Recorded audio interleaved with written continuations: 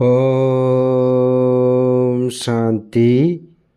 7/7/2026 காலை முரளி பாப்தாதா மதுபன். பாபா சொல்கிறாங்க, இனிமையான குழந்தைகளே, நம்முடைய பாபா நம்மை உலகின் எஜமானர்களாக ஆக்குவதற்காக வந்துள்ளார். நாம் அவர் முன்னால் அமர்ந்திருக்கின்றோம் என்ற போதை உங்களுக்கு இருக்க வேண்டும். பாபா கேள்வி கேட்குறாங்க, கர்மங்களின் ஆழமான கதியை அறிந்தவர்கள் என்ன முயற்சி அவசியமாக செய்வார்கள்? பதில் சொல்கிறாரு, நினைவில் இருப்பதற்கான முயற்சி செய்வாங்க. ஏனென்றால் நினைவின் மூலம்தான் பழைய கணக்கு வழக்கு முடியும் என்பது அவர்களுக்கு தெரியும். ஒருவேளை ஆத்மா பழைய கணக்கு வழக்கு கர்ம போகத்தை முடிக்கவில்லை என்றால் தண்டனையை அனுபவிக்க வேண்டியிருக்கும்.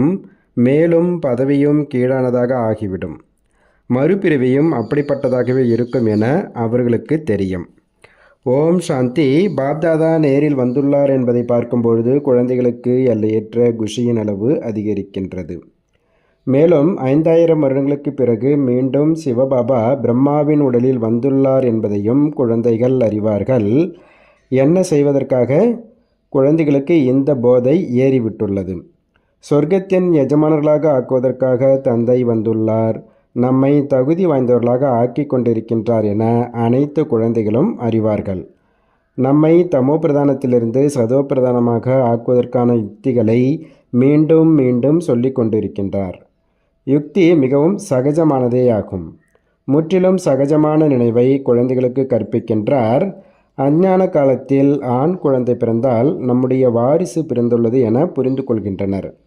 இந்த சமயத்தில் தந்தை வந்து குழந்தைகளாகி நம்மை தத்தெடுக்கின்றார் என்பதை நீங்கள் அறிவீர்கள். நீங்கள் அனைவருமே சிவபாபாவின் குழந்தைகள்தான். ஆனால் நமக்கு சொல்வதற்காகவும் நாம் அவரிடமிருந்து மகா வாக்கியங்களை கேட்பதற்காகவும் பாபா தன்னுடையவர்களாக எப்படி ஆக்குவார்? சிவபாபா இந்த பிரம்மாவின் உடல் மூலம் சொல்கின்றார், நான் உங்களுடைய தந்தையாக இருக்கின்றேன். உங்களை சொர்க்கத்தின் எஜமானர்களாக ஆக்குகின்றேன். தூய்மையற்ற உங்களின் ஆத்மா மட்டும் முக்திக்கோ அல்லது ஜீவன் முக்தி தாமத்திற்கோ செல்ல முடியாது. நீங்கள் அனைவரும் ஒரு தந்தையின் குழந்தைகள். அனைவரும் தந்தையின் ஆஸ்தியை எடுக்க வேண்டும். அளவற்ற குழந்தைகள் உள்ளனர், அதிகரித்தபடி இருக்கின்றனர், தத்தெடுத்தபடி இருக்கின்றார். ஓ ஆத்மாக்களே, இப்பொழுது நீங்கள் என்னுடைய சந்தானங்கள், அதாவது குழந்தைகள் என்றார் பாபா. தன்னை ஆத்மா என புரிந்து கொள்ளுங்கள். நமக்கு பாபா கிடைத்திருக்கின்றார். அவரை அரைக்கல்பம் நினைவு செய்தோம்.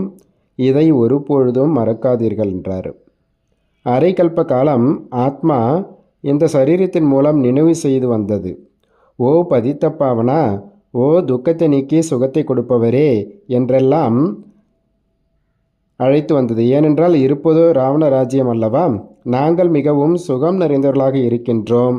எங்களுக்கு இவ்வளவு கோடிகள் உள்ளன, இவ்வளவு ஆலைகள் உள்ளன, அலுவலகம் முதலானவை உள்ளன என புரிந்து கொண்டிருக்கும். இவை அனைத்தும் குறுகிய காலத்திற்கானதாகும். இறுதியில் மிகவும் ஐயோ ஐயோ என அலறத் தொடங்கி விடுவார்கள். துக்கத்தின் மலைகள் விழும். இவ்வளவு செல்வங்கள் அனைத்தும் அழிந்து போய்விடும். தந்தையிடமிருந்து உங்களுக்கு ஒரு வினாடியில் ஆஸ்தி கிடைக்கும். உங்களுக்கு வினாடியில் சொர்க்கத்தின் ராஜ்யத்தை கொடுக்கின்றேன் என சொல்கின்றார். இந்த பழைய உலகம் அழிந்துவிடும். சண்டைகள் மூலம் இயற்கையின் சீற்றங்கள் ஏற்படும். சுத்தப்படுத்த வேண்டியுள்ளதல்லவா? உங்களுடைய ஆத்மாவும் கூட இப்பொழுது தூய்மை அடைந்து கொண்டிருக்கின்றது. பாப்தாதா இருவரும் குழந்தைகள் எவ்வளவு உழைக்கின்றனர் என புரிந்து கொள்ள முடியும். தந்தையிடமிருந்து ஆஸ்தியை எடுப்பதற்காக முற்றிலும் மிகச்சிறிய முயற்சியை கொடுக்கின்றனர். தன்னை ஆத்மா என புரிந்து கொண்டு தந்தையை நினைவு செய்யுங்கள். அந்த ஆன்மீக தந்தை சரீரமற்றவர். ஆத்மாக்களாகிய நாம் அவரை அழைக்கின்றோம் அல்லவா? தூய்மை இழந்துள்ள உங்களுடைய ஆத்மா எப்படி தூய்மையாகும் என தந்தை கேட்கின்றார்.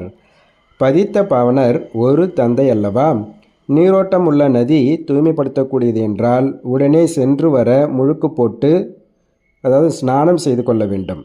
பலர் கங்கா ஸ்நானம் செய்கின்றனர் என்றாலும் கூட ஏன் தூய்மையற்றவர்களாக இருக்கின்றனர்? இரவும் பகலும் இதையே பாடிக்கொண்டிருக்கின்றனர். அதாவது ரகுபதி ராகவ ராஜாராம் பதித்த பாவன சீதாராம், அதாவது பக்தர்கள் அல்லது சீதைகள் அனைவரையும் காப்பாற்றக்கூடிய ஒரு ராமன் பரம்பிதா பரமாத்மா ஆவார். பதித்த பாவனர், பதிகளுக்கெல்லாம் பதி அவரே ஆவார். அவர் வரும்பொழுது வந்து தூய்மையாக ஆக்குவார். ஆக என்னுடைய ஸ்ரீமத் படி நீங்கள் நடக்க வேண்டும், வேறு யாருடைய வழியிலும் நடக்காதீர்கள் என இப்பொழுது தந்தை சொல்கின்றார். பக்தியின் மூலம் பகவான் கிடைப்பார் என அவர்கள் சொல்கின்றனர். பக்தியின் மூலம் பகவான் கிடைப்பார் என்றால் பக்தர்களை காப்பாற்ற பகவான் வருவார் என ஏன் சொல்கின்றனர்? பக்தர்களுக்கு என்ன ஆபத்து வந்து விட்டதா அதிலிருந்து காப்பாற்றுவதற்கு? ஏதாவது ஆபத்து ஏற்படும் பொழுது பாதுகாப்பு கொடுக்கப்படுகின்றது. நீங்கள் எவ்வளவு துர்கதியை அடைந்து விட்டீர்கள் என தந்தை சொல்கின்றார். இது கொடுமையான நரகம்.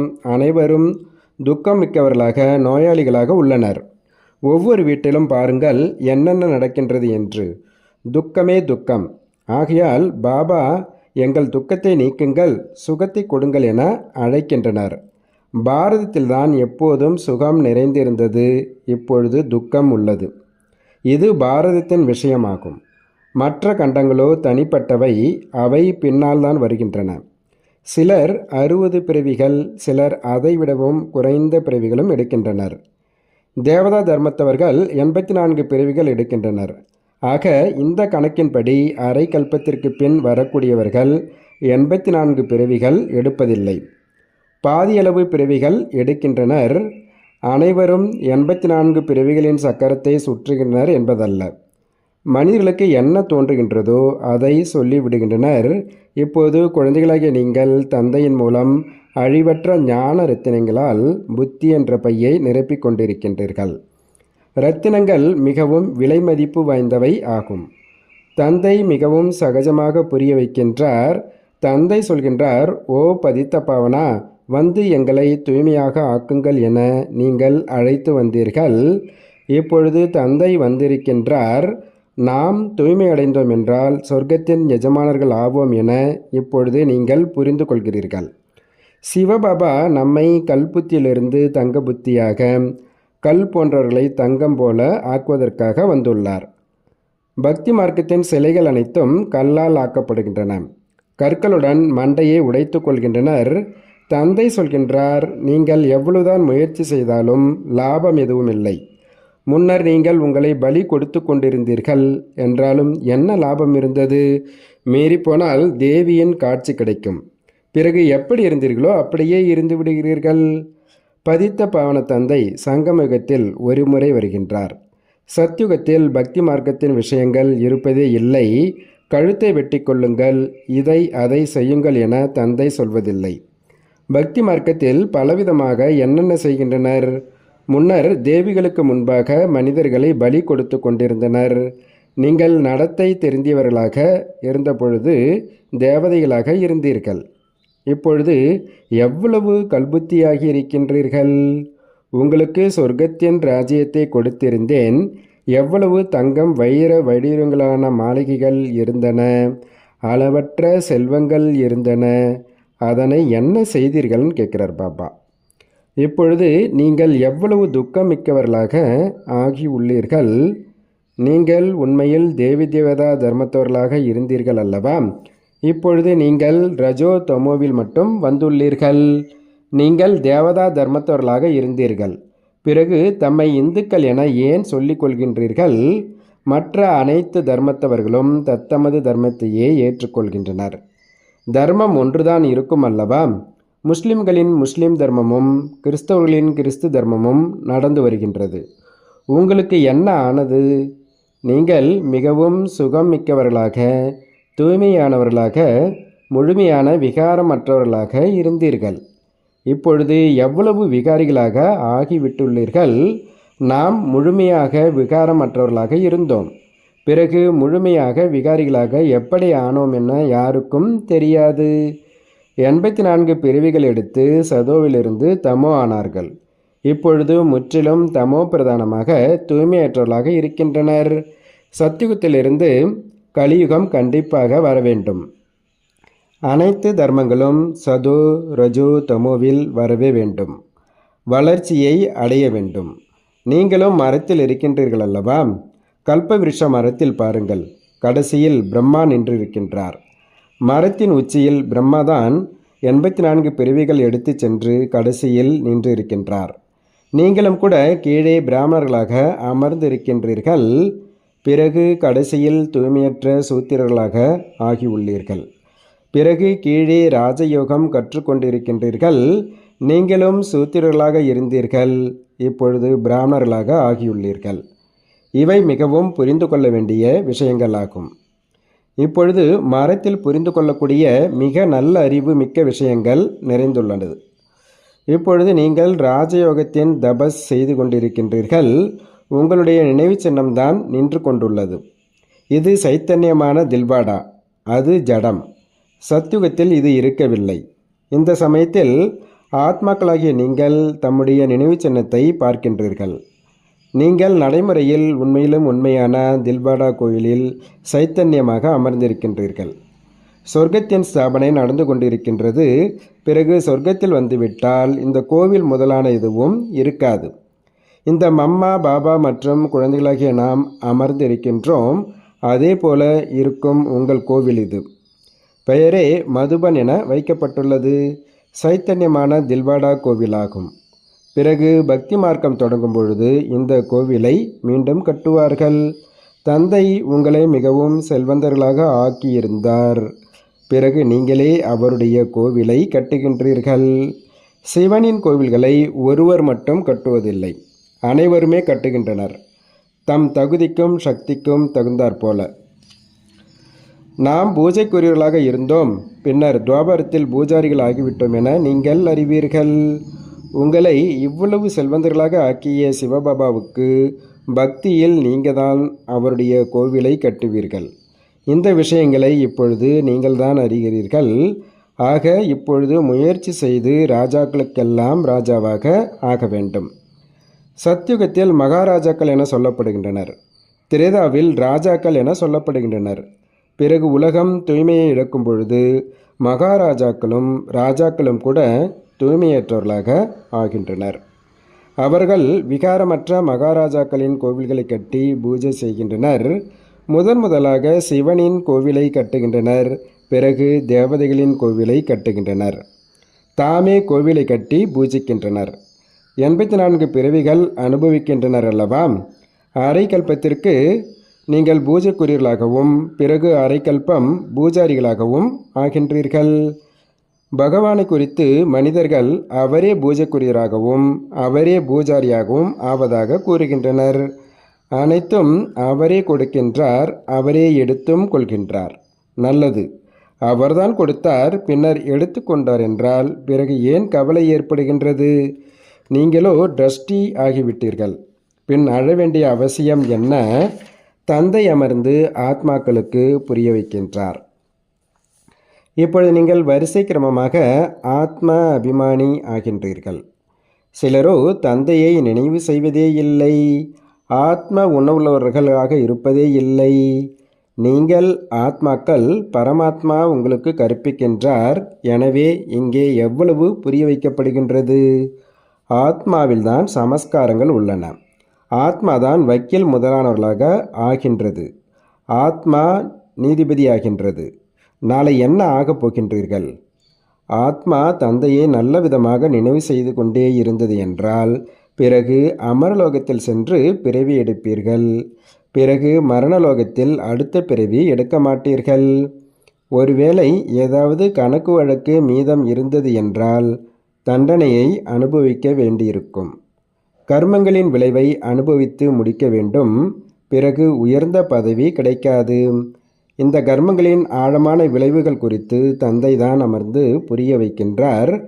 சத்யுகம் சதோ பிரதானமானது என்பதையும் கூட குழந்தைகள் அறிவார்கள். அனைத்து பொருட்களுமே அங்கே சதோ பிரதானமாக இருக்கும். கிருஷ்ணர் பசுக்களை வளர்த்து கொண்டிருந்தார் என சொல்கின்றனர். ராஜாக்கள் பசுக்களை மேய்ப்பார்களா என்ன? இப்படிப்பட்ட விஷயங்கள் நடக்காது. சத்யுகத்தில் பசுக்கள் கூட மிகவும் முதல் தரமானதாக இருக்கும். அவற்றை காமதேனு என சொல்லப்படுகின்றது. ஜெகதம்பா சரஸ்வதியும் கூட காமதேனு ஆவார். 21 பிறவிகளுக்கு அனைவரின் மன விருப்பங்களை நிறைவேற்றுகின்றார். நீங்களும் கூட காமதேனு ஆவீர்கள். அந்த பெயரையே பிறகு அதிகமாக பால் கொடுக்கும் பசுக்களுக்கு வைத்துவிட்டனர். ராஜாக்களின் வீடுகளில் மிகவும் முதல் தரமான பசுக்கள் இருக்கும்.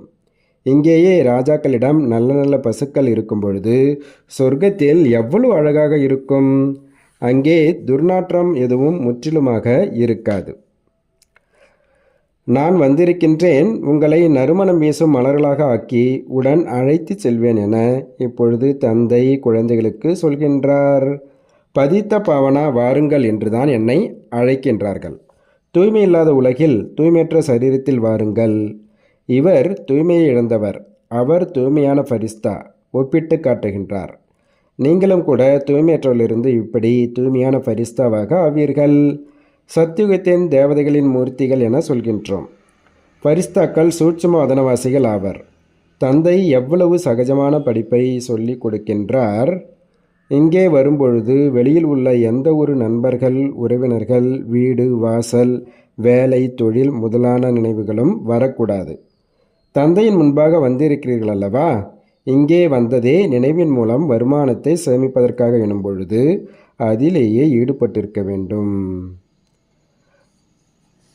பாபா தாரணிக்கான முக்கிய சாரம் சொல்கிறாரு. ஃபஸ்ட்டு பாயிண்ட்டு, தண்டனைகளிலிருந்து விடுபடுவதற்காக பழைய அனைத்து கணக்கு வழக்குகளையும் யோக பலத்தின் மூலம் முடிக்க வேண்டும். ட்ரஸ்டிகளாகி அனைத்தையும் பராமரிக்க வேண்டும். எந்த விஷயம் குறித்தும் கவலைப்படக்கூடாது. ஆத்ம அபிமானி ஆக வேண்டும். ரெண்டாவது பாயிண்ட்டு, இது வருமானத்தை சேமிக்கக்கூடிய நேரமாகும்.